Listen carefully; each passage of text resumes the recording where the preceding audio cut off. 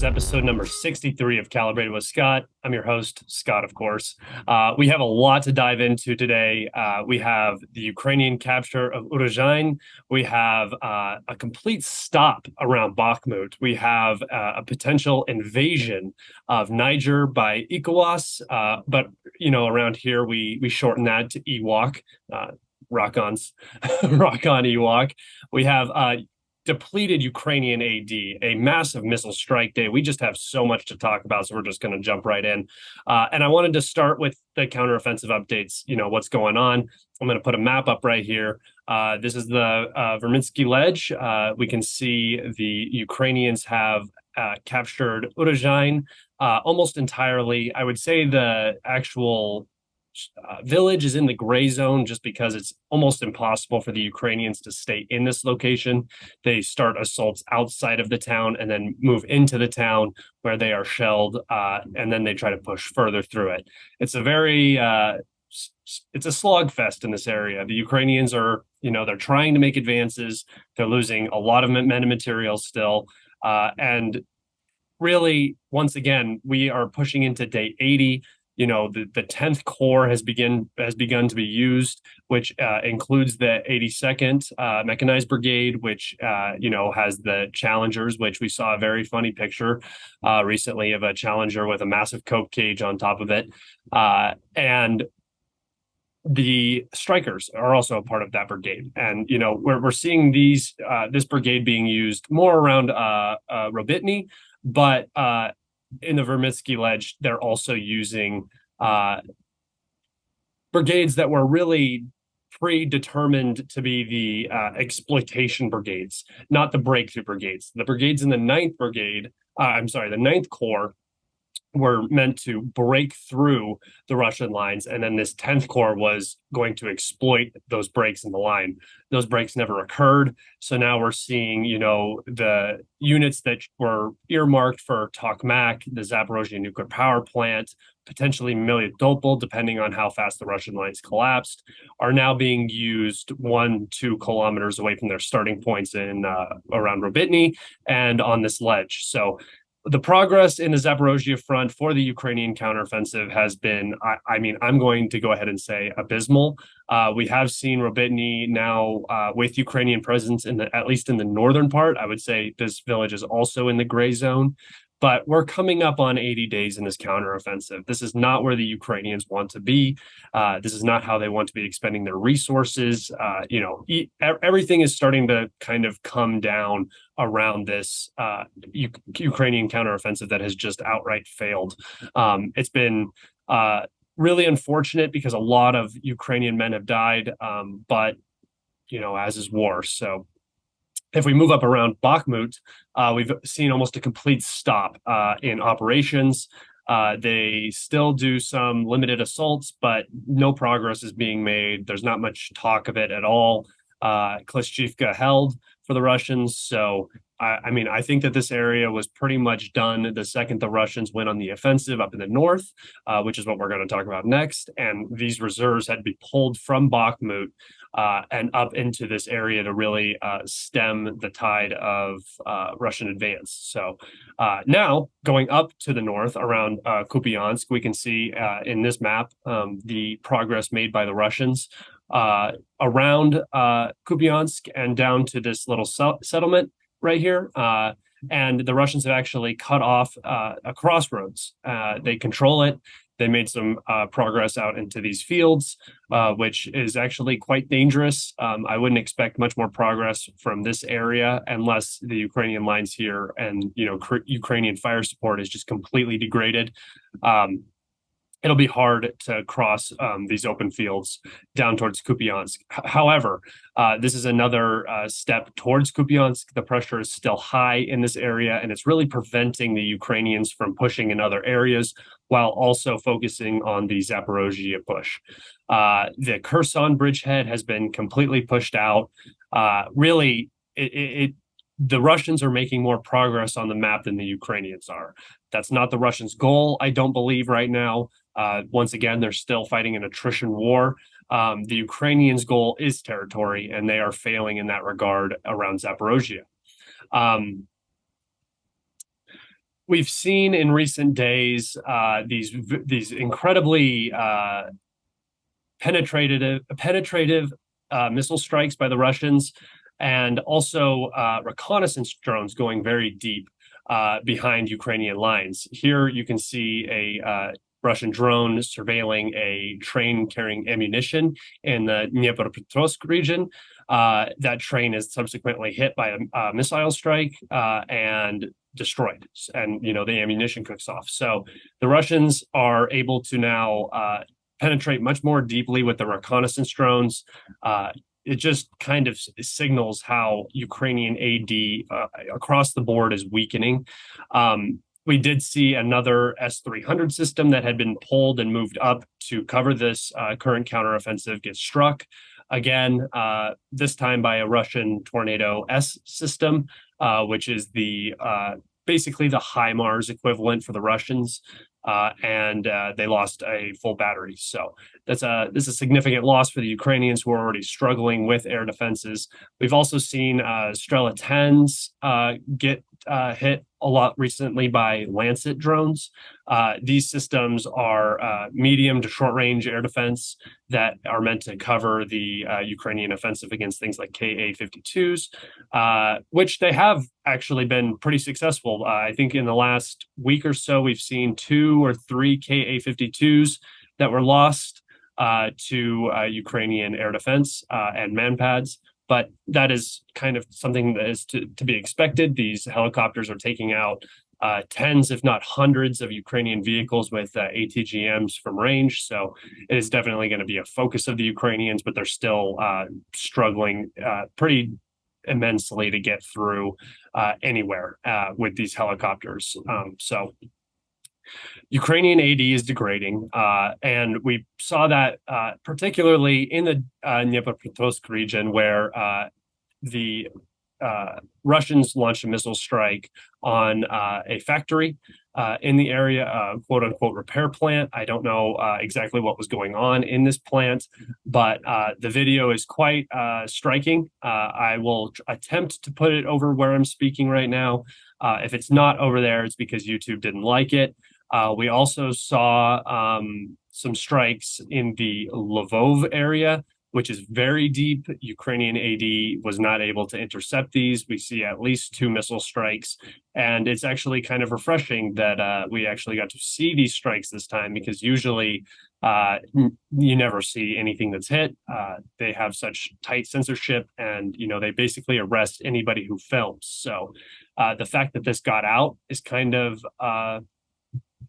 cool this time. It's interesting to actually see what's happening and not just hear about it.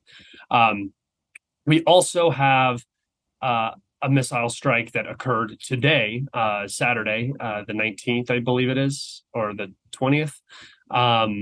It's the 19th.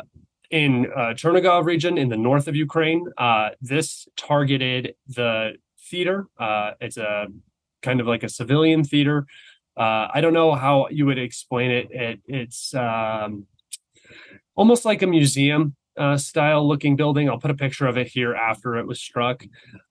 This building was apparently, and we have proof now, housing a Ukrainian drone expo. So military drones. They had actually claimed, well, Zelensky had come out and claimed that this expo was, that this strike was on a purely civilian target, turning it into how we live next to a terror state, all this and that. Unfortunately, some civilians were killed. This wasn't a very public place, but being a valid military target, it is a Ukrainian war crime to put these, events, I guess you would call it, around civilians. And they did. They put it in the heart of a civilian area. And they even specifically put out a message, because they were doing this kind of secretively. They didn't release the exact location until 4 hours before the event occurred, so that nobody had time to, set up a strike on it, this or that. Apparently, the Russians knew where it was going to be, or they figured it out and launched a very quick strike on this building. But they had put out a message saying, basically, wear civilian clothing. We're not supposed to have military equipment or military events in this area because of the civilian risk. So put on civilian clothes, make sure you guys look normal, and come to this thing. It was subsequently hit by what I believe to be an Iskander, but I don't know. It could have been any missile. We don't really have any evidence of what kind of missile type it was. And the drone expo was cut short. The building is pretty much destroyed. And we don't have any idea of losses except the losses outside of the building, which were civilian losses. Extremely unfortunate. That's what collateral damage is, and I mean, it just sucks. Nobody wants this war to be going on, and that is a particular reason why. I think a 6-year-old child lost their life. It's horrible, and it's particularly why you do not intermingle military and civilians, because when you're fighting a war, you're going to strike military targets. And if the military target happens to be in an area where there are civilians, there are what you would call acceptable levels of collateral damage before it becomes, an outright war crime. If you were to just strike like a parade because there was military and you killed hundreds of civilians, that ratio is not acceptable collateral damage. That would just be an outright war crime. But you can ask U.S. drone pilots who have like a 95% civilian casualty rate in Somalia what collateral damage is, and what it's going, how the rules of engagement work around collateral damage. I don't know, all of the extent of the civilian casualties, but this was a military event talking about loitering drones that are going to drop grenades or kamikaze into Russian soldiers. So it is a valid military target. The situation is deteriorating so fast in Ukraine with this counteroffensive that Jens Stoltenberg and NATO have come out and openly said that Ukraine should seek negotiations, even if that means conceding territory. The Ukrainians have come out and denied this, but I think it really speaks to how poorly this offensive has gone, what the Western backers are thinking now about this proxy war, where they want it to go. Remember, Biden is coming up on an election year. He's going to have his Democratic primaries and then the general election. He does not want to have an active Ukraine conflict hanging over him. That is billions of dollars that he will be spending every month during his campaign cycle, when he's going to be trying to pander to people from his home state of Pennsylvania, who are traditionally blue-collar workers. Blue-collar workers are not going to be particularly happy with Biden sending billions over to Ukraine and not doing things like funding domestic oil and coal production and stuff like that. Their bread and butter that he's not actively taking an interest in. This goes the same for infrastructure, education. Every single opponent of Joseph Biden on this campaign trail will use Ukraine against him. He wants it to either freeze the conflict via a ceasefire, which I think it would be the most beneficial option for the United States, or negotiate a settlement, take the hit from the Russians achieving victory in Ukraine, whatever that looks like.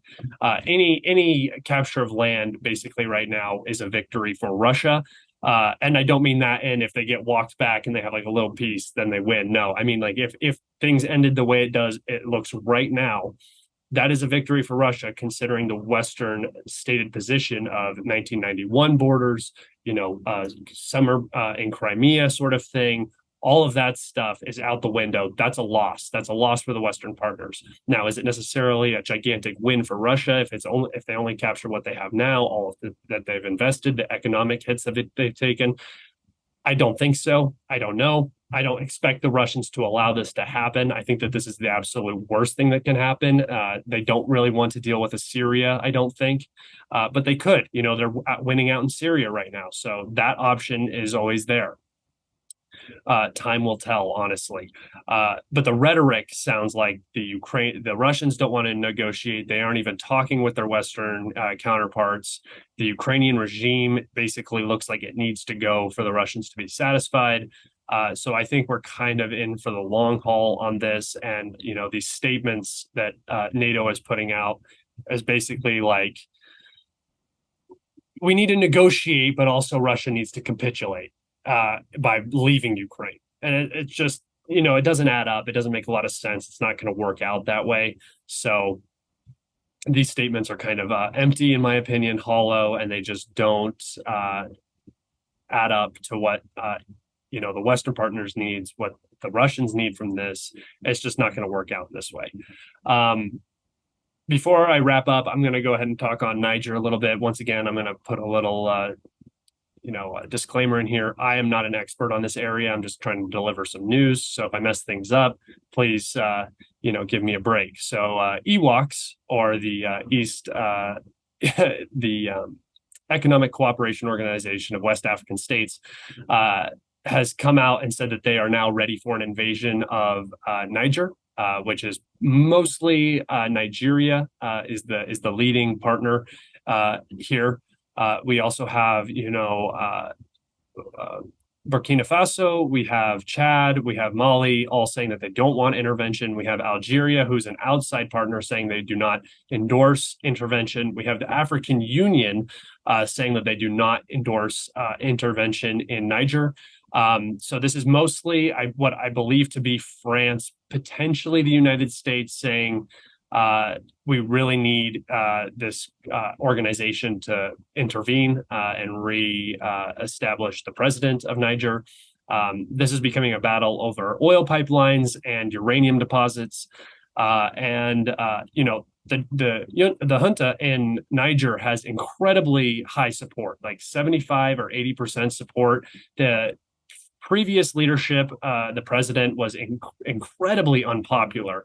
I think that there are some ethnic issues here. I'm pretty sure he was Muslim, which is not the majority of Niger.